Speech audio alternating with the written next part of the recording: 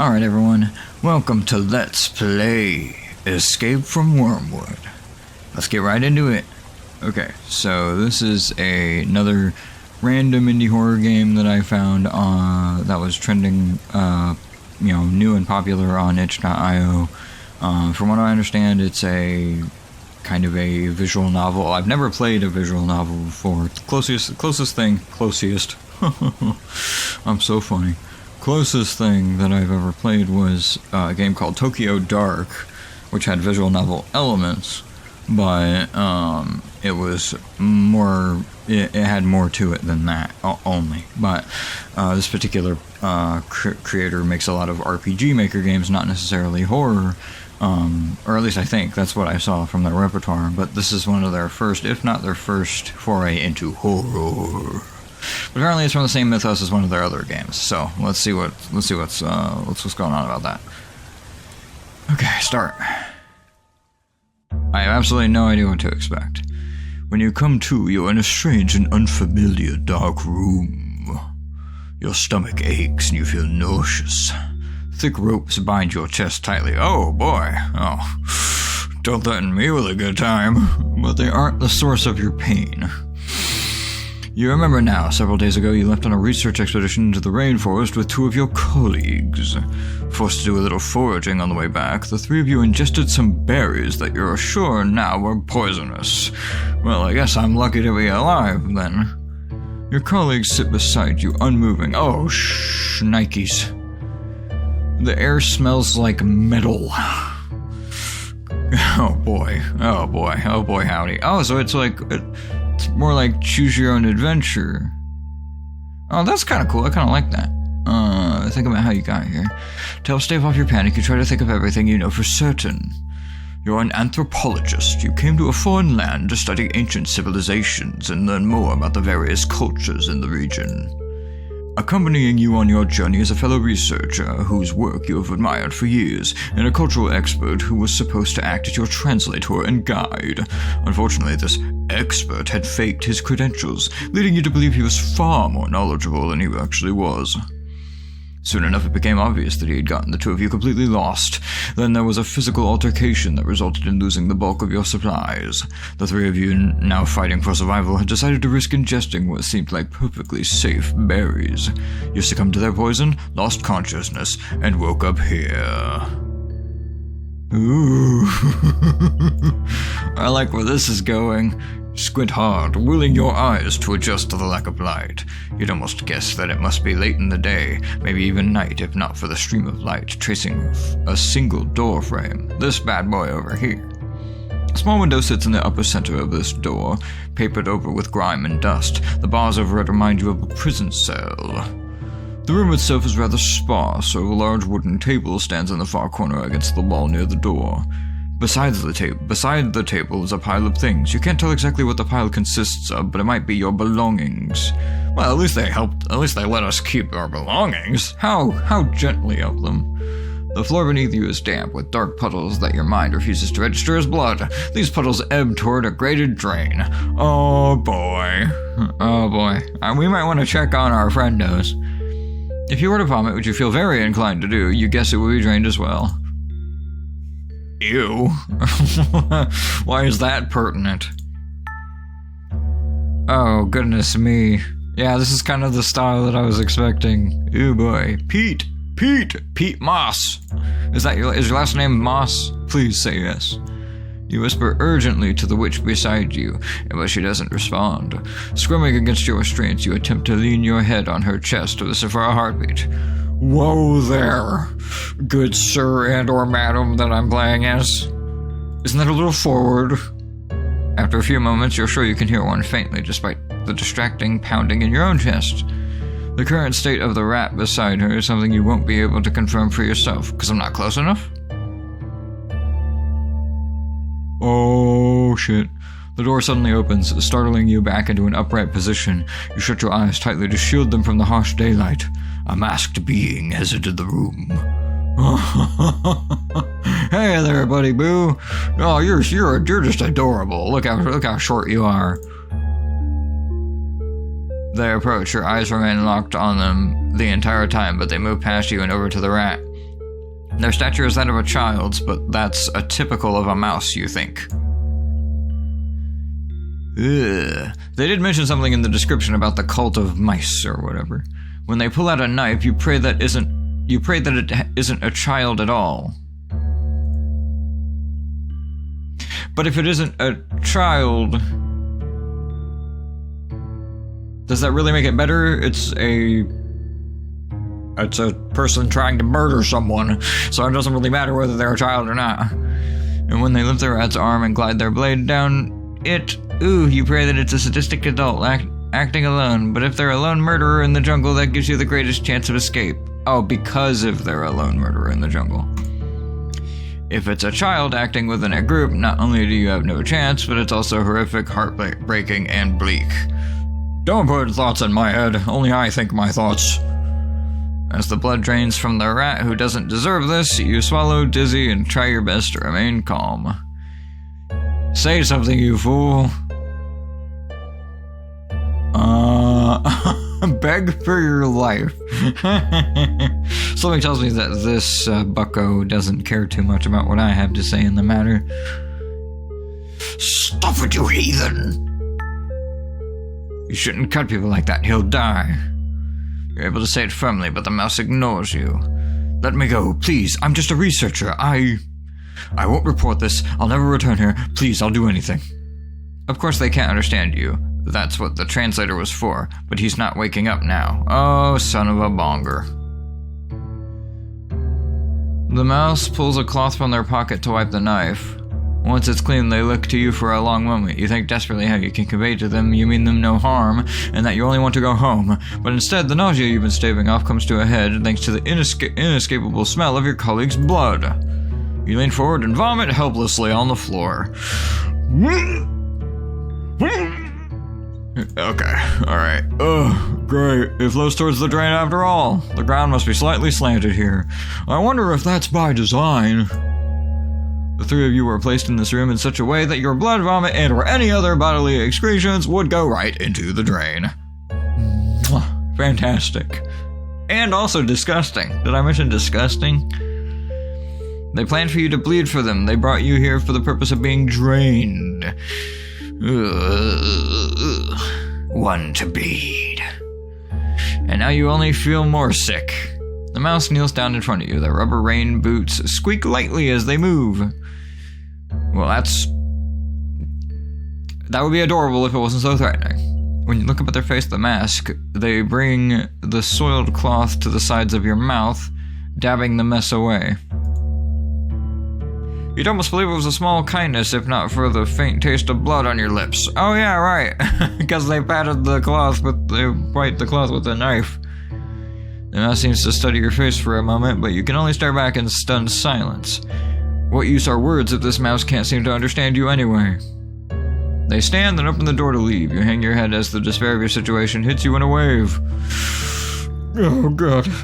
Oh, why did I go to this backwater college? I could have gone to Harvard. No, you sit there sobbing in the darkness as you listen to the slow drip of the drain in front of you, with your colleagues' continued bleeding. Day 2. Great. I wonder what magical adventures will go on today. The witch beside you still hasn't woken up. Pete is much older than you, with a weaker constitution. As a witch, you expected she would be a little sturdier, but apparently not. Being able to use magic doesn't guarantee protection from poison. Her specialty lies in photography, not medicine. What use is a photographer witch? What good is that? At least have a white mage. She isn't wounded, though, at least not in any obvious way. It isn't her blood that stains the floor where you sit. The only one the mouse seems to have cut into so far is the rat, Moss. Oh my god, the rat's name is Moss. Really? Really now? Okay, think. I don't know if these are in any way like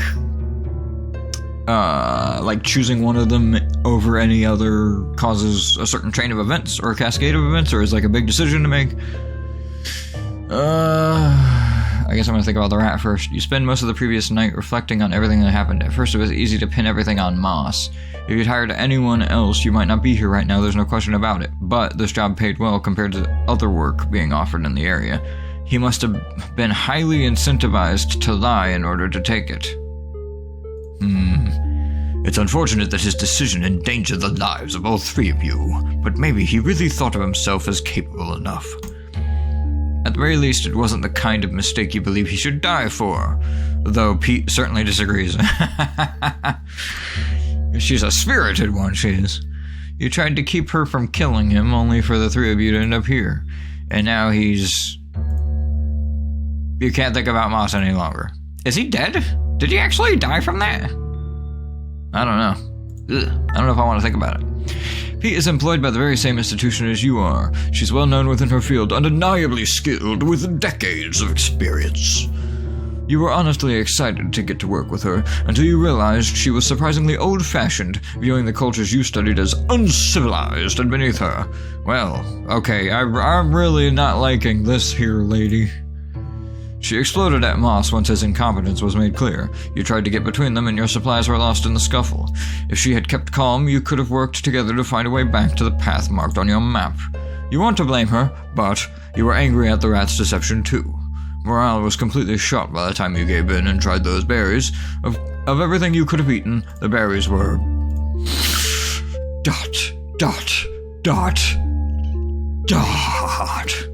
None of you asked to end up in this situation.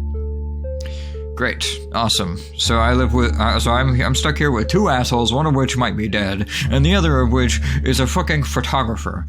It feels like that episode of Archer where they're stuck in jail with an anthropologist. It's just like, or was it? No, it wasn't anthropologist. It was anthropologist? I can't remember. There's a bug scientist. So useful. You need to think of a way out. It's probably too late for Moss, but if you could just untie yourself and Pete, well, that's depressing.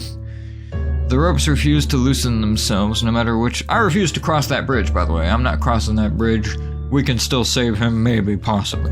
The ropes refuse to loosen themselves no matter which direction you bend your torso. I like the music, too, by the way. The vibe is pretty cool that they're setting here. Without something sharp to cut through the fibers, you'll be stuck like this.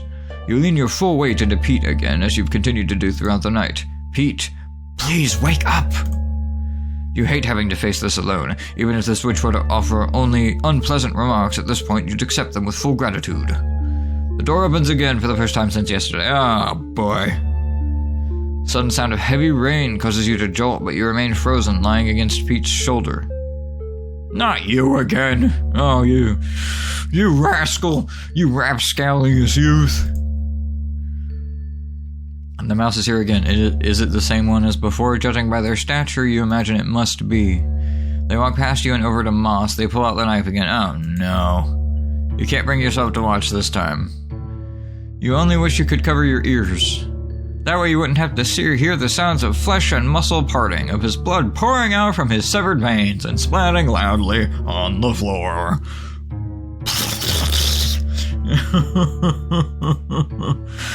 Why are you doing this, please? You cry, because you can't think of anything else to do. You can't just sit and wait for your turn to be flayed. But you can't move, and the mouse won't listen to you, so you sit there whimpering until you hear a loud thud. You finally open your eyes to see Moss's corpse, a misshapen lump on the floor. He had dreams of being useful someday. Even in this low light, you can tell what once was human skin has become coarse fur. A quirk of animal folk, they return to their bestial form upon death. Having forgotten that, you realize he must have been alive and unconscious until now. Oh. Also, is that true of the, of people of the furry persuasion? Write in the comments below if that's true or not. I am quite curious of being not a participating member myself. You panic or remain calm. I think panicking is the only reasonable No. Oh, man. Oh, this is definitely a fork in the road, I'm guessing.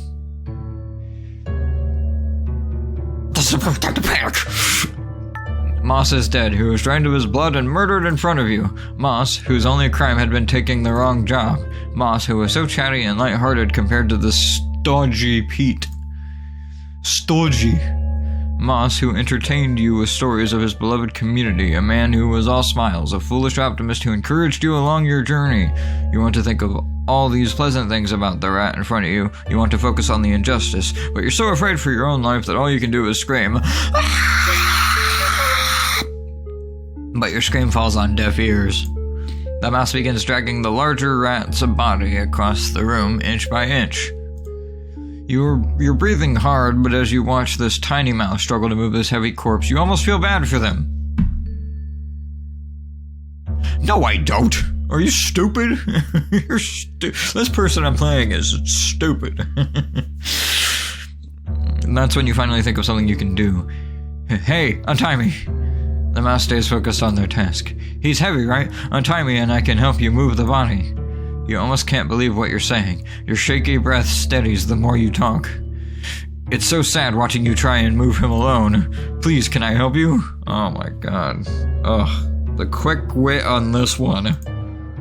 The mouse stops to look at you. Their masked face sends a chill down your spine. You worry that being able to read their expression would feel even worse.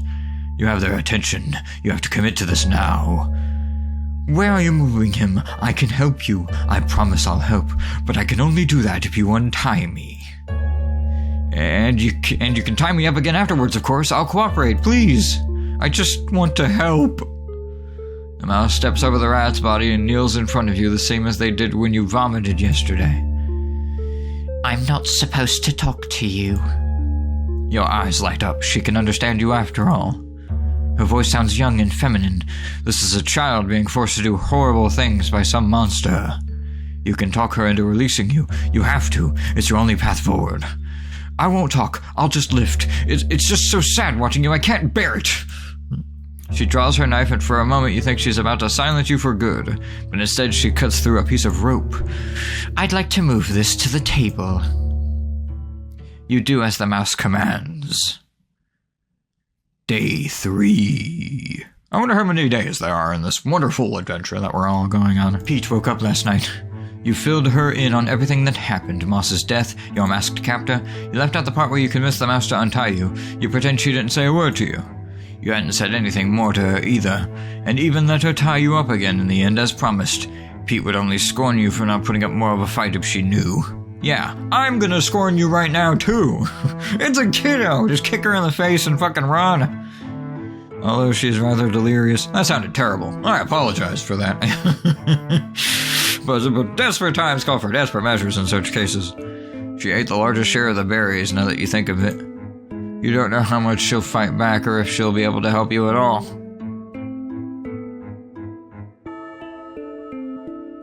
Ooh, the music is developing. We are getting somewhere. Think about what happened to Moss. You can't get the images of what that mouse did yesterday out of your head. After hoisting Moss's corpse up on the table, she thanked you before tying you up again. And then she went to work dismembering the corpse. Completely terrified, you tried to keep your eyes to the floor, but that didn't save you from the snapping sounds of meat chunks being snagged high into a pile. A rat was butchered meters away from where you sat. She cut into his flesh for hours on end, and you just sat there and watched. Or tried not to, as well. You watched and you wondered who taught this child her technique. You wondered how many bodies she had done this to, how many people she calmly sliced into unrecognizable chunks before now. To what end was Moss flayed, and which of you was next on the chopping block? You watched, thinking hard about these things until the mouse finished her work and carried those pails full of meat out of the room. You wish you could do something to put a stop to all of this.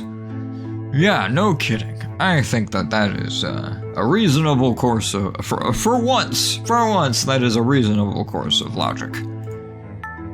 Pete, are you still awake? Yes. The level of annoyance in her voice is far higher than usual. You imagine she's in a lot of pain. We should try to come up with a solid escape plan, don't you think? That's what I've been thinking of ever since waking up. Do not interrupt me again if you want to live. It doesn't seem like she's willing to coordinate with you. That's fine. It's exactly why you've already set your own plan into motion. You can't depend on each other. But escaping together, if at all possible, would be ideal. You don't like her, but leaving this witch behind would haunt you for the rest of your life. You're sure Moss's death will too. Well, then at that point, let's just kill over and go ahead and die, rather than living an entire lifetime of torment via PTSD. No, I'm just joking.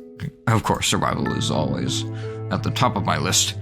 Your ropes aren't as tight as they were before. You've tried squirming around again, but you haven't gotten them to budge. Still, they're a little less uncomfortable. Your muscles are stiff from being stuck in one position to the floor.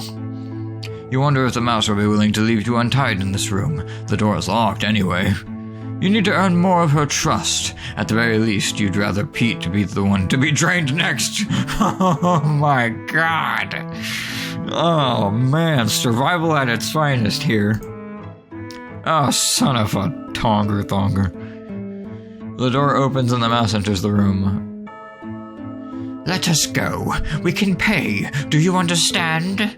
Pete speaks quickly in a demanding tone, but the mouse ignores her as expected. What is it you want? Food? Wealth? I won't be made into a ritual sacrifice. We can make this worth your while. The mouse kneels down before the witch and holds the knife to her skin. I don't wanna. Pete flails in a panic, knocking the knife from her hands. It slides across the floor towards the drain, but it doesn't fall in. Oops. The mouse calmly collects her knife. You're silent, thinking desperately of a way to delay her further. You could have, fallen and rolled over towards the knife or something and grabbed it with your mouth, fucking Roanoa Zorro style. Loam told me all about how you butchered that rat. You collected his meat. For what? Are you cannibals? Or do you toss the remains into a pit to appease your god, you fucking savages? She falls over to where Moss once sat, flailing dangerously again as the mouse takes slow steps towards her. An idea comes to mind. Well, I have no other option, so I guess I'll offer to help. Oh god, this is... No, don't do it. Oh my god, are you kidding me? I was given no... I want to state it for the record, I was given no other choice in this matter. Would you like some help again? Pete stops flailing all at once. You can feel both of them staring at you, but your eyes are fixed on your captor's mask. The mouse nods. Okay. Yay! Let's murder! Hee. Day 4. Pete refuses to speak to you.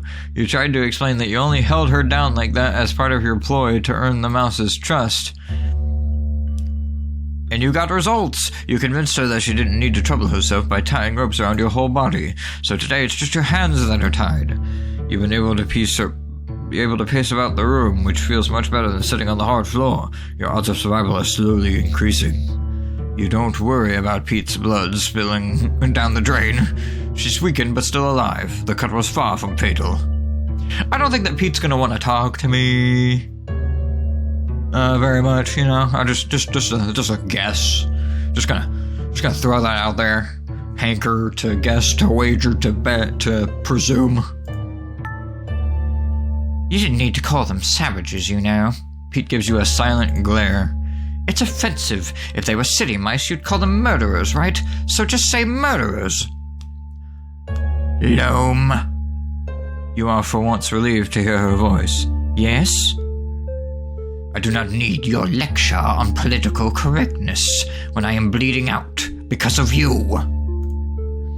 You purse your lips. Sorry. That's interesting. What am I, pouting?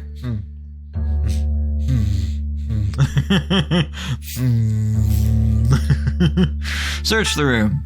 Though you can't do much with your hands tied behind your back, you were able to confirm a few things about this room.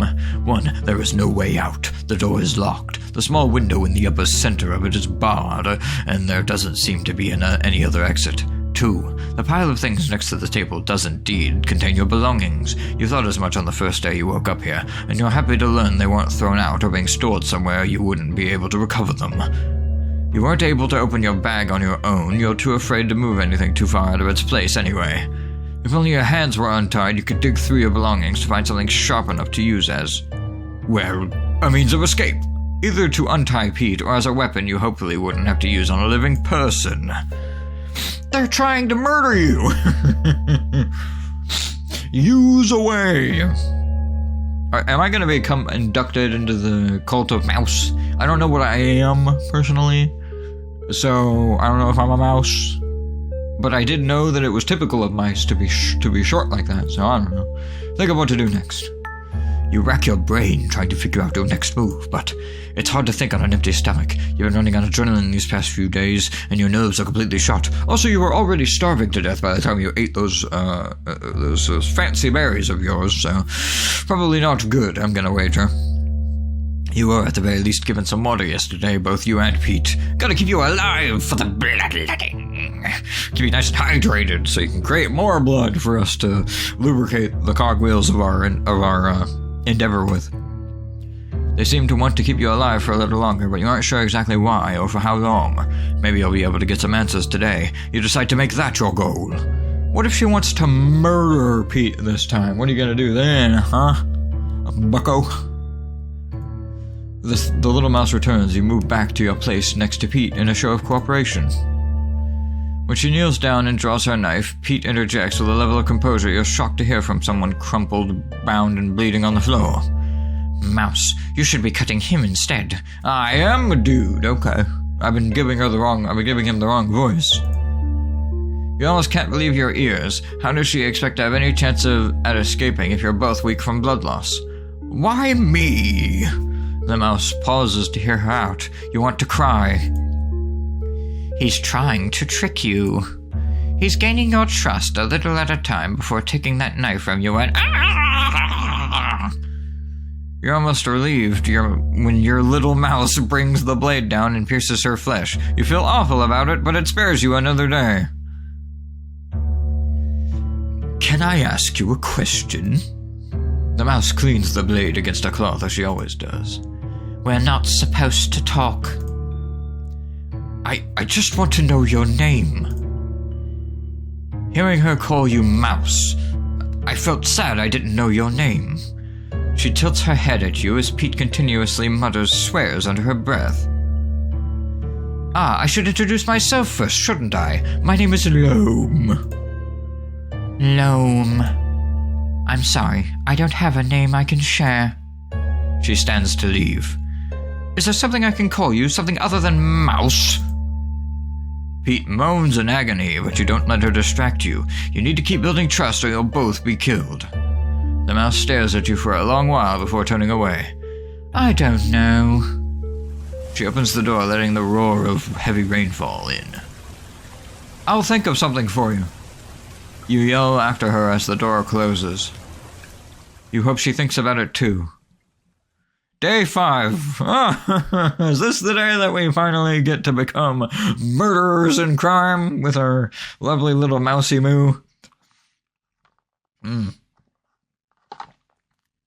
Sorry, this is far more of a workout for my vocal cords than I thought it would be.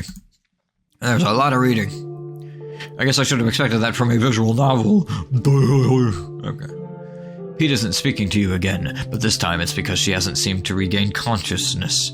Her body is alarmingly cold, but you think she still has a pulse, so she isn't dead just yet.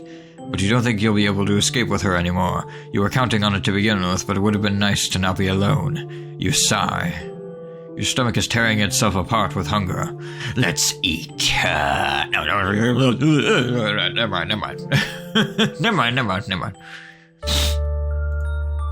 You know, you address the unconscious witch, well aware that she won't respond. I think you're more guilty for where we've ended up.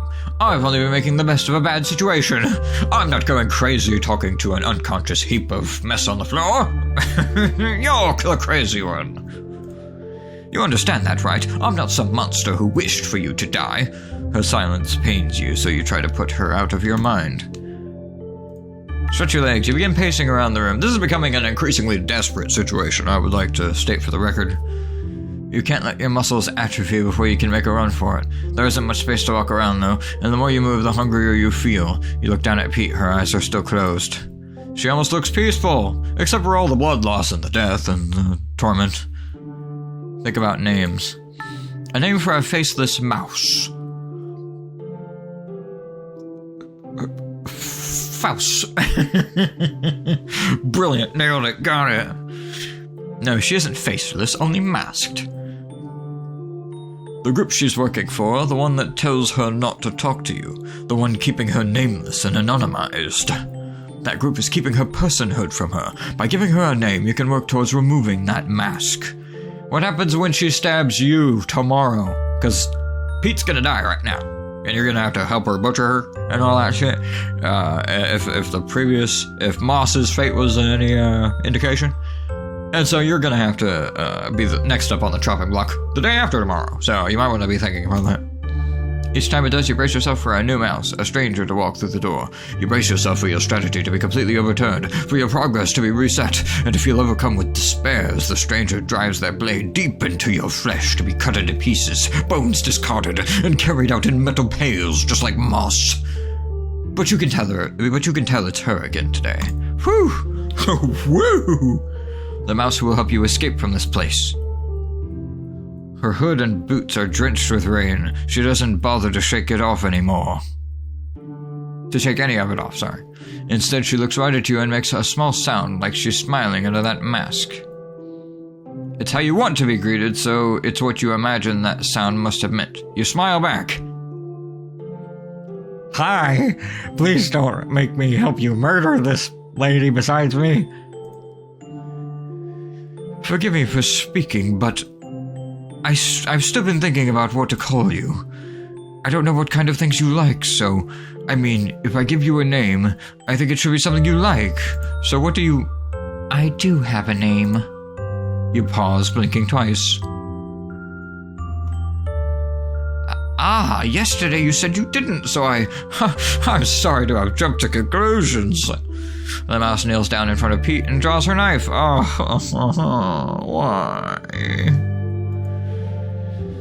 I can't share it. We're all given sacred names by the highest power. She makes her incision. Well, she's dead. She's gonna be dead. Pete's gonna be dead. You don't watch the blood leak from Pete's arm. You can only look at the mask. We're not supposed to share our sacred names, but I think it's okay if I tell you what my name means. And then you can call me something based on that. Does that work? She's making concessions to you. You're compromising. It's something small and trivial, but she's willing to negotiate with you, which means you still have a chance of negotiating your freedom. What does your sacred name mean? Water from the heavens, where the highest power lives. I'm proud of my name, so if you call me something like that, I'll be happy. She wipes her knife. Pete is still. Yeah, she dead. She dead. She dead, boy. She dead. She double dead. Trying to think feels like wading through a deep pit of mud, but you finally land on something. Little raindrop. I'm a little raindrop, short and stout. I'm gonna stab you in your butt. No. She's the crazed butt stabber. After all these years, we finally found her. The mouse doesn't react, so you rush to explain. It's not a name, but a term of endearment, like sweetheart or pumpkin. Oh, my little raindrop. Okay, a little bit weird, though. Pumpkin? My grandmother used to call me that, back when I was a little tyke. Like you, by the way. Not in an insulting way. You don't think about the ways Pete reminds you of your late grandmother. Oh, boy. How old are you, little raindrop? She thinks for a moment. 16. Oh, boy. You look a little short for a 16-year-old, but once again, I think that is just the mousely nature of things. Too young. She's far too young to be taking lives like this. I'm pretty sure you're always too young to be murdering. I'm pretty sure that you're far too young to be murdering. I'm pretty sure there's not like an age range that is acceptable for murder. Especially culty, sacrificial murder. Though you realize it's likely because she's so young that this group has been able to mold her into a killer. The mouse turns her attention back to the witch lying still on the floor beside you. It's hard to tell when a witch's heart has stopped beating. Can you help me again? So they don't want to... For some reason, they don't want to murder you outright. They want to bleed you out slowly. Collect your blood through whatever goes through the drain. And then, like, because you're already dead, they're willing to throw you up on the table or whatever. Oh, good lordy. You swallow hard and turn your head to finally face what's become of Pete. Sure. Day 6. She did. Okay, so we got one more day out of it. I'm guessing that there's 7 days. 7 days to die. Okay, no. All right. Sorry. Got a little too into that one. You sit on the blood-soaked floor with ropes tied loosely around your body, though not so loose that you could shuffle your way out of them. The other mice had apparently scolded the little raindrop for leaving you unbound. It wasn't proper. She told you the highest power would be displeased and that she had no choice but to tie you up like before. Your eyelids are heavy, you feel hollow.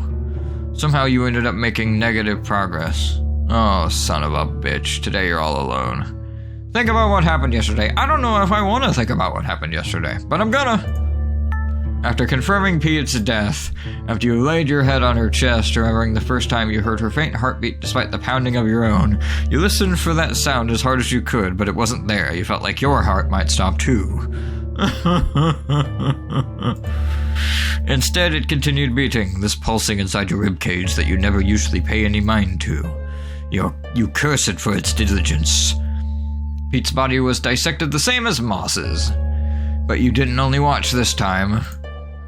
Oh boy, the raindrop chatted to you as she went about her business. The conversation took your mind off the things she asked you to do.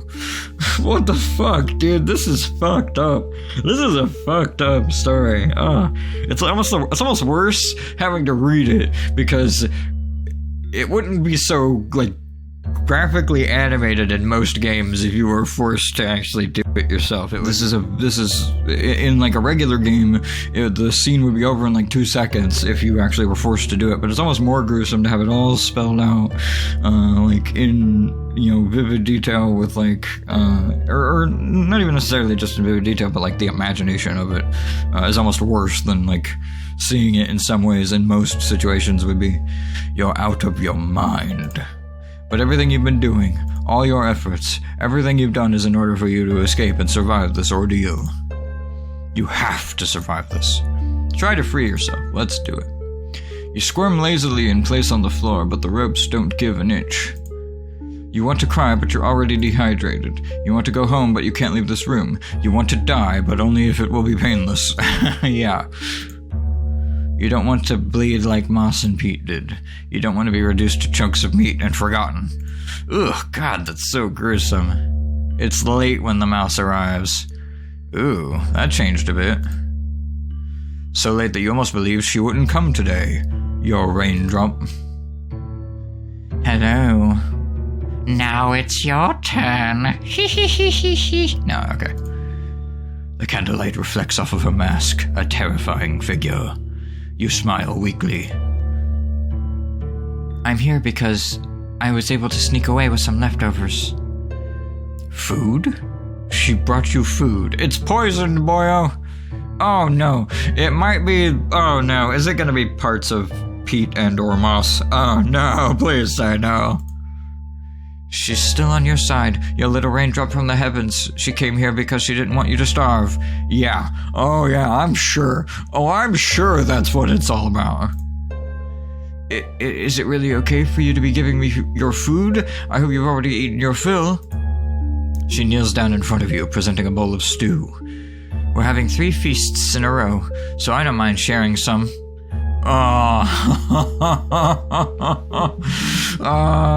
They could tell that you were starving, probably, because you're the last one, right? You're the last one, so you're gonna starve if you're not given any food. So she's giving you some peat and or moss stew. Delicious. Well, at least they're part animal. Thank you, little raindrop. Another sound comes from behind the mask, as if she's smiling at you again. You want to believe that. I can't untie you, so I'll feed you myself. She holds up a spoonful of the dark stew. Your eyes linger on the chunks of meat. Yep, yep, nope. It's Pete. Pete is in there. How do you know that? Well, I mean, you know that because it's obvious, but... Eat or refuse. Ah, son of a bitch. Ah, this is definitely a... this is definitely a... Oh, God, what would you do in this situation? Because, see, on the one hand, I do see the little girl as a victim, of course. I see her as a victim. But on the other hand, so I don't want to hurt her, necessarily. My preferential thing would be we escape together and she gets some much-needed medical help and or mental health care. But in lieu of that, I don't think that's going to happen. I think they're going to feed me to keep me alive and plump so they can then drain me. I don't think that you're getting out of here alive. So at that point, I would stick to my guns and be like, fuck you.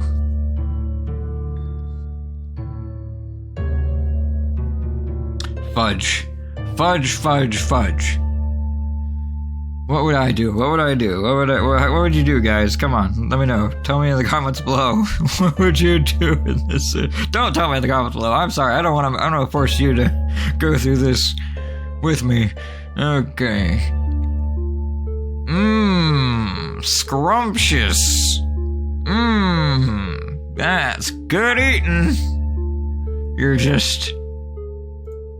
You're doing what you have to in order to survive. It would all be meaningless if you were to die here like this. I guess that is technically true. That's why you have to do whatever it takes. Nom nom nom nom nom nom nom. We skipped from day 6 to day 11, or was it did we do day 7? Oh God, the room is getting.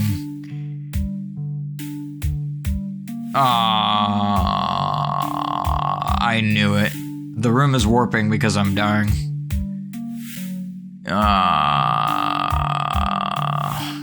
For 5 days, your little raindrop came to visit and made small horizontal incisions across your wrists.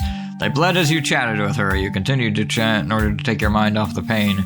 You think you're probably going to hell. There are all sorts of conceptions of hell in the cultures you've studied, but they cold, fiery, a transient purgatory, or a realm of eternal punishment. You aren't sure if you believed in hell before now, but being faced with your imminent death, you want to believe there must be some kind of afterlife. You can't imagine whatever's next would be a peaceful paradise with your family, your ancestors happily waiting there for you. Surely some kind of retribution is coming for a coward like yourself. What's being done to you now, it isn't enough. I knew that was a bad choice. Why did I do that? Why did you guys let me do that? Come on. The blood coagulates, the wounds scab over, a fresh incision is made.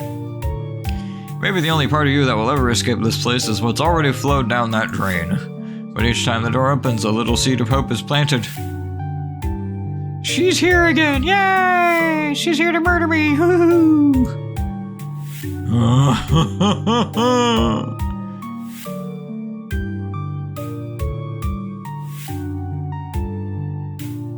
Maybe we're really stretching out playing the long game here.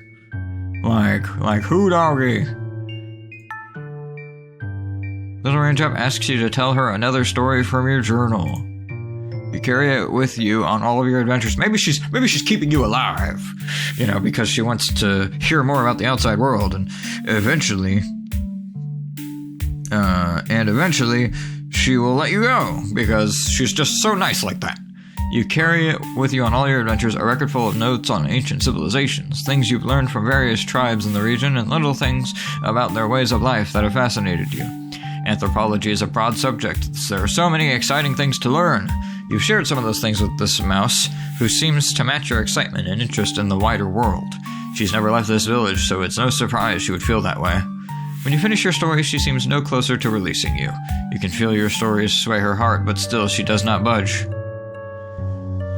Oh, we're gonna die. How about you feel to study? You explained to the little raindrop that you traveled here on a research expedition. When she asked about the purpose of your research, you realized Pete's photography would communicate it most clearly, so you had her dig into the witch's backpack to uncover her photo book. Pete was such an unpleasant person to be around, but her talents were unmatched. Seeing her photography again brings you to tears. You have to stop looking. She's part of me now. We'll be together forever and ever. The ropes around your body might be the only thing holding you together. Asked to be released. Oh boy.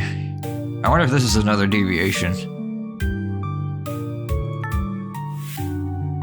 You've tried to lead the conversation towards your escape many times. You've even offered to take the little raindrop with you to show her the world, but there's only so hard you can push. The other mice tell her that the outside world is full of dangers, and you've tried to show her that it is instead full of wonders. Ironically, it is your wanderlust that landed you in this danger. But that doesn't have to be true for this mouse. She doesn't have the courage to flee, and you fear you no longer have the strength, so you admit defeat.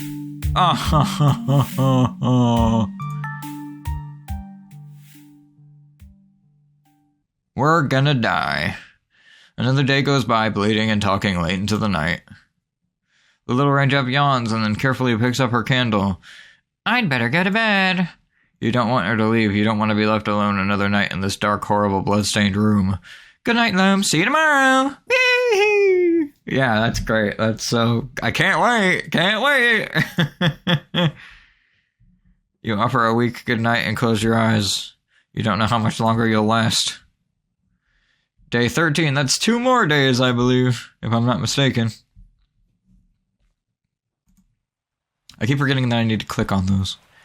You're feeling more lucid today. Yeah, exactly. I was about to say, that's not a good sign. The hopelessness has left you. You think it's probably your body's last hurrah. Your grandmother was like that too the day she passed. You wonder if dying bodies can feel their expiration date coming on. You thought you'd be scared, but really you've spent these past 2 weeks in total fear. You're overdue for a sense of peace. Okay, I'm ready. Time to murder you.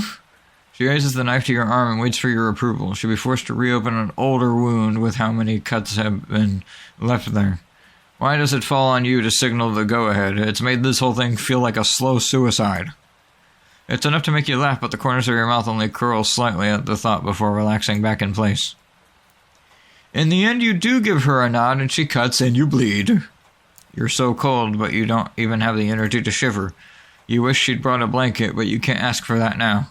You don't want to open your eyes again. You thought for a moment that you didn't want to, but... Little raindrop? Could you take off your mask? She hesitates. My mask, why? My mask, why? Sorry, I lost my voice. I've never seen your face. I'd like to see it once more before it's too late. Okay. You stare at her for a moment. This is horrible! In this light, you're almost unsure, but there really is a person under there, not some monster. You're worried you might only be fooling yourself, believing she was a victim like you.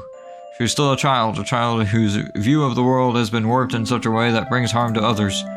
She can't see the damage that she's done. She hasn't had a choice to comprehend it before being put in this situation.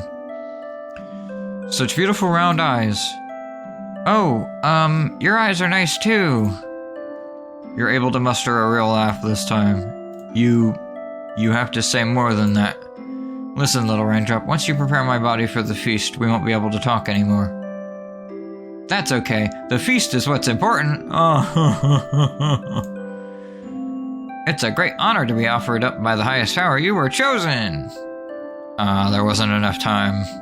You couldn't get through to her. There was never going to be a way to untangle these immoral beliefs of hers overnight. But if you leave it like this, she may never break free from them. Use all that's left of your strength to lean forward, letting your head fall onto her lap. Please learn everything you can about the world, little raindrop. This highest power of yours isn't the only power that exists. It isn't the only way.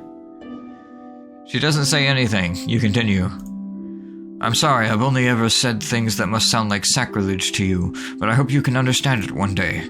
Come to understand it and escape from this place. That is my wish for you. You close your eyes again. You pray to every power you can think of to please let this mouse escape.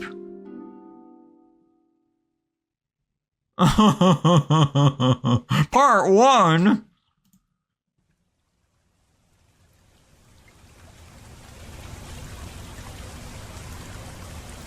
Wait, hold on a second. What? Hold on a flip flap and slip slap. There's more? No way. There's more than one part? After the feast that day, I thought the highest power wouldn't be passing down any more blessings for a while. 3 at once had been a lot of work. I had only ever managed 2 at a time before. I thought maybe the highest power was pleased with how well it went, and that's why it sent us a 4th. I hope this new offering was as nice as you were. If so, I'd go with the slow draining method again. Oh, boy. Oh, I'm playing as her now. Oh my goodness golly. Oh, I don't like this. I don't want to do this anymore. I wonder, can I just come back to where I'm at? I don't know if I need to do all of this in a row. Ugh. Let's go a little bit further. I knew I wasn't supposed to talk to them. Meals are to be eaten, not spoken with, that's the rule. But the monkey was wide awake when I came in to start the draining ritual, and I wanted to see if she was a nice person like you are, Loam. I had a lot of fun talking to you, so I wondered if other outsiders would share their stories with me like you did. She said she was a member of a search party that was sent out to look for a group of researchers who disappeared in the rainforest a month ago. A witch called Pete, a local rat who was hired as their guide and the leader of the expedition, an anthropologist. Loam! I was happy to hear someone else say your name. I was happy to be able to talk to someone who knew about you, because I couldn't explain all that stuff to any of my brothers without getting in trouble. But when I told the monkey that you and the others were already offered up by the highest power for the feast, and that she didn't need to look for you anymore, she got really upset. Outsiders always have trouble accepting the highest power's will. They can't comprehend the honor of being bestowed upon them. Oh God. She struggled a lot, and I wasn't able to use the knife because of that. I'm the only one assigned to the dining preparation house right now, so it's up to me to carry out the ritual. I had to come back later that night when she had calmed down. Things proceeded normally after that. I didn't try talking to her again. What is this shit? This is awful. This is horrible. I hate this. I don't want to do this. Think about Loam. I wish you'd stop cutting me. Your words made me hesitate back then. You were always doing me favors, so for a moment I wanted to do as you asked. I shook my head. I have to do it. Who's telling you you have to do this, little raindrop? Well, it's in preparation for the feast. I have to follow the steps. Even if what you're doing is wrong? You kept saying things like that, and I didn't like how it made me feel, so I rejected it. It isn't wrong. I'm doing it properly. Oh, I get you. I wiped the knife clean when I looked back at you. You had such a sad expression. Killing people, cutting them up like this, it's always wrong. There's no justification that could ever make it right. Do you know why? I knew I couldn't trust anything outsiders had to say, but I was curious to hear your reason, so I asked. Why? Because life is precious.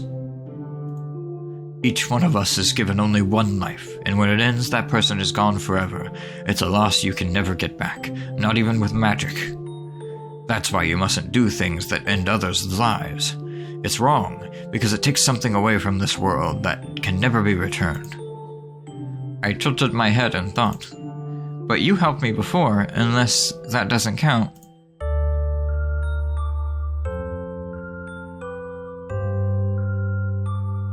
After that, you went quiet and didn't look at me anymore. Yeah, exactly. I wonder why. Oh, maybe that was something that I wonder if that was something that I could have done differently. Like I could have refused to help or whatever. Once the draining ritual was finished, it was time to get the monkey's body ready for the feast. I had trouble moving it like usual, and I wanted to ask for help, but dining preparation is my responsibility, so my brothers aren't allowed to enter the house. I try to move the bodies, even though they're heavy, because it's easier to work at the table. I'd been doing this since I was 13, so I have a system. Usually I'll move them a piece at a time, but it's messy to do the cutting on the floor, so I end up doing bigger pieces. When you offered to help, I thought it was lucky because it would save me a lot of time and energy. It let me focus on the next step, and I even felt refreshed by the end of it. Mercy from the highest power, who knew I had 3 feasts to help prepare. But you're not here anymore. I wouldn't have any help when I had to move you, and when I realized that, I felt a little sad. She's not gonna pull her head out of her ass. God damn it.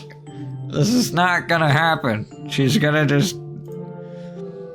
Why do I have to go through this prolonged torment of knowing that it was all for naught? Every offering from then on, I'd have to go back to moving all of them on my own. Thinking of it as another trial from the highest power sort of helped to ease my mind, though. Funny how that works. After finishing my work, I stood outside in the rain and gazed up at the sky. No one would call me Little Raindrop anymore.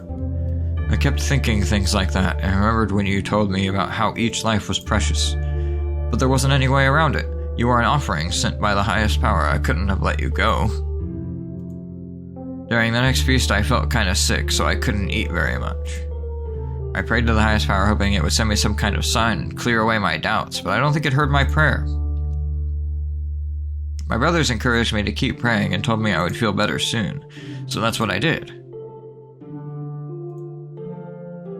Oh, highest power, that art which the highest authority in the land, wherefore hast thou forsaken me unto thy greatness, as is which thy unto beliness of the way that you have me torture people and force me to eat them all day every day, for the simple reason that I believe in you. Okay, alright, fuck you. It's not saying shit. Next time an offering was sent, I couldn't bring myself to drive the knife into their body. I'd been reading your journal a lot and kept thinking about everything you wrote in there.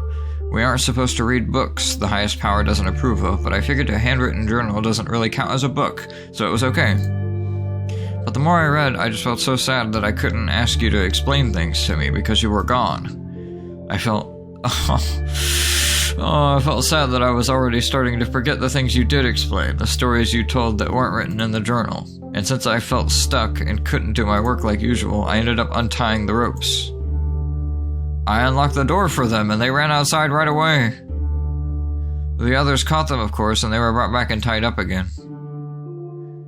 You really dropped the ball this time. The highest power would have been so unhappy with us if we'd lost the offering. I nodded, feeling ashamed. Well, no harm done. The feast must go on. They patted me on the back with words of encouragement, but I knew I would have to return to my work after that. I knew I was going to have to take another life. I'm not feeling well today. Do you think someone else could do this in my place? You've been saying that a lot lately, but we're all busy with our own tasks. If you really are feeling well today, then don't push yourself. Come back to it tomorrow. I'm sure you'll be blessed with a speedy recovery in order to get the job done in time for the feast, brother. We're all counting on you. Brother? Okay, I'll rest for the day. I thought it was a girl. I felt guilty for slacking off when everyone else was working so hard. I'd always been pretty diligent because the highest power smiles upon diligent mice the most. I wanted to be smiled upon. I started to think that the reason I was feeling bad was because I kept bending the rules, but was what I was doing so wrong? I knew I shouldn't have let an offering go. It was like I was rejecting the highest power's divine will. But when I thought about going through with the whole preparation process again, I wanted to run away from it all. Yay! Do it! Except you're probably gonna get caught and killed and sacrificed yourself to the fucking god. Oh, don't tell me that that's how it ends. Follow that feeling. I mentioned I'd been reading your journal a lot, but actually I've been writing in it too. There were a lot of blank pages left. I hope you don't mind me using them. You didn't get a chance to write anything about my village, so I thought I'd write about what life is like here instead. Each of us has a job to do: farm work, cooking, laundry. The highest power assigns us each a sacred task, and the village will prosper as long as those tasks are fulfilled. We wear the same clothes, eat the same things, share the same beds, and put on the same mask. Our masks are a symbol of the highest power. We wear them to reflect its image, so that it knows we are its servants. Questioning the highest power is dangerous because it means we could lose its protection. I want our village to be protected, so I wasn't able to question it before. But your writing and your stories, you helped me look at things in a new way. If outsiders don't have the protection of the highest power, then how do all those thriving cities you told me about really exist? Is it possible to live a good life while abandoning our sacred tasks? I was too afraid to find out, so I picked up the knife and did what I was supposed to do. Oh, gosh, you stupid kid. You were so close. I don't think I ever told you this, but someone else was assigned to this task before me, an older brother. He was killed and the offering escaped. I was the one the highest power chose to replace him. It was hard work, but I was happy to have a purpose. I was happy to be chosen back then. Yeah, stupid cup lost its lid. Sorry about that. But now, I think you were right. That life is precious. You're gone, and you'll never come back. And it wasn't just you. How much has been lost from this world with every feast? I started to feel worse and worse about taking part in it. I stopped eating the meat, but I couldn't get out of fulfilling my task unless I were to go somewhere outside the highest power's reach. Ooh, yes, go for it! When I cut a hole in the chain link fence and stepped outside. At least you're skilled with a knife. That could come in handy with an escape attempt. I cut a hole in the chain link fence and stepped outside the village for the first time. I looked up past the thick canopy to the vast starry sky, and I felt so small. I thought about the scary stories I'd been told. What happens to mice in the outside world? If I continued beyond that fence, I'd be entering the realm of dangerous predators who would eat a mouse without a second thought. Maybe that's why my village became what it is, a place where instead mice are the ones who feast on others. All while under the protection of the highest power. I stood under the stars for a long time to see if I'd be able to endure it. And then I retreated back to the safety of my village. No! Don't do it. Oh boy. Why won't you listen to me? It was the first and only time you ever raised your voice at me. Sorry. I'm sorry. Please forgive me. I'm not feeling well, so I shouldn't take it out on you. It isn't your fault. I just really want to go home. You have to stay. For the feast. You buried your face in your knees and let out a muffled scream. That scream became sobs, then whimpers. I'm sorry. I'm sorry. It's just so hard not to break down.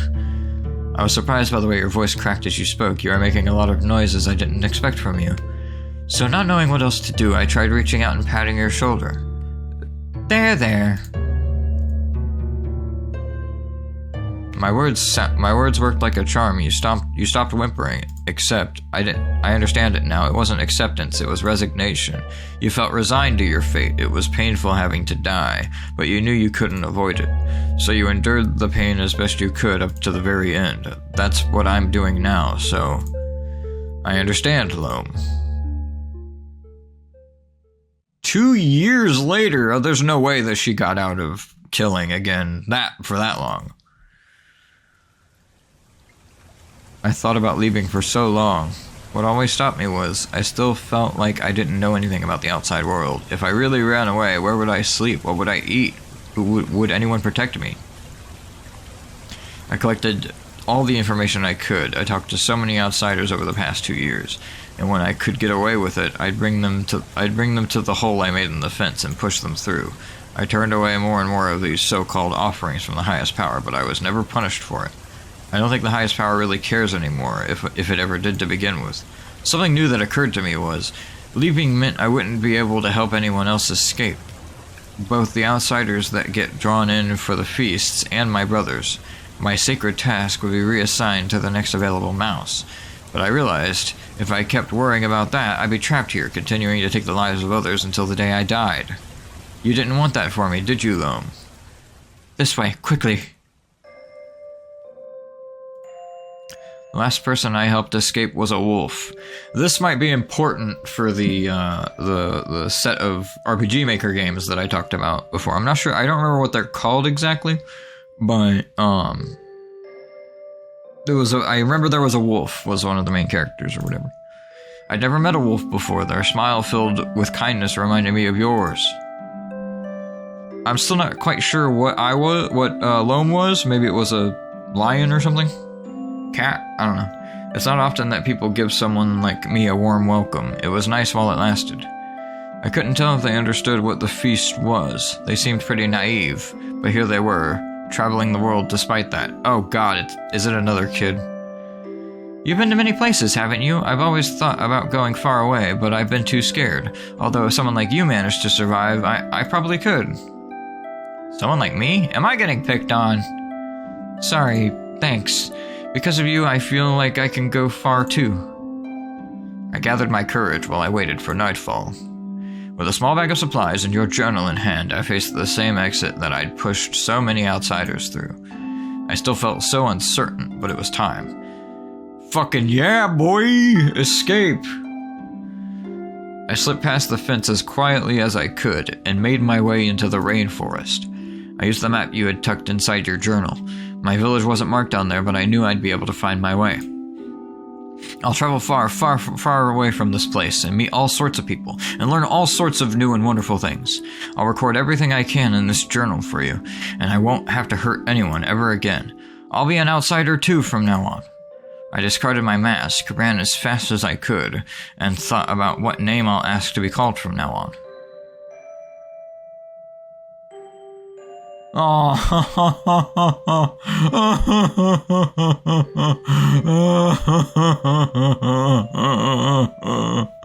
oh my god. Oh my god. How did this end up being heartwarming? How? How did this end up being heartwarming? I'm almost more upset about that now. A game by Nom Nom Nami. Fantastic work. Absolutely unbelievable work. I am unbelievably impressed by this. This was amazing. Special thanks. Patreon supporters, hell yeah. You people are awesome.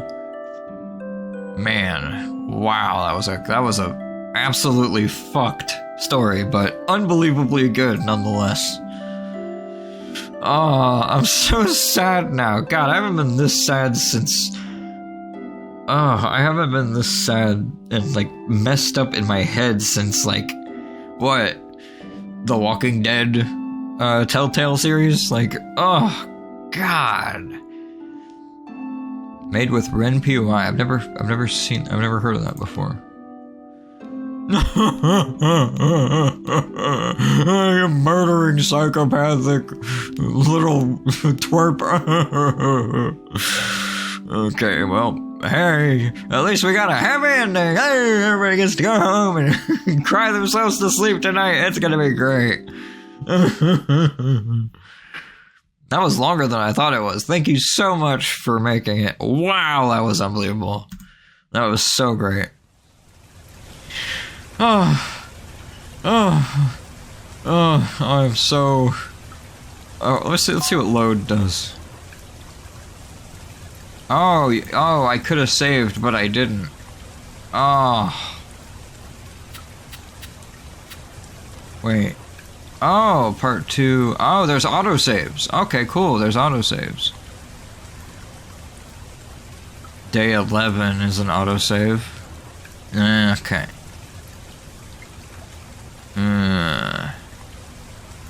Yeah, but it doesn't look like... Oh man, I should have saved. Why didn't I? Oh man. Oh well, whatever. If you guys would like to see some of the other deviations in the story, I would be willing to click through again quickly to try to get to some of those other options I might have been able to do. I'm not sure if there's multiple endings to the game. I don't think there would be, but who knows with these kind of things. I was overly impressed with the length and substance here. And the vibe and the like style of it, but you know, so who knows? Maybe I'll be proven wrong about that. But so if you know if there's multiple endings or if there's something else I can go for, please let me know in the comments below. Let me know what you thought of the video and of this awesome game. Game is linked in the description below if you would like to go find out if there's multiple endings for yourself. And as always, please consider supporting the dev for their hard work to make a free game for all of us to enjoy. And I thank you guys so much for watching. I really appreciate it. I really appreciate every single one of you. Leave me a like if you enjoyed, and sub if you'd like to see more. I come out with videos every single day for you beautiful people. With all that being said, I'll see you in the next video. Bye bye.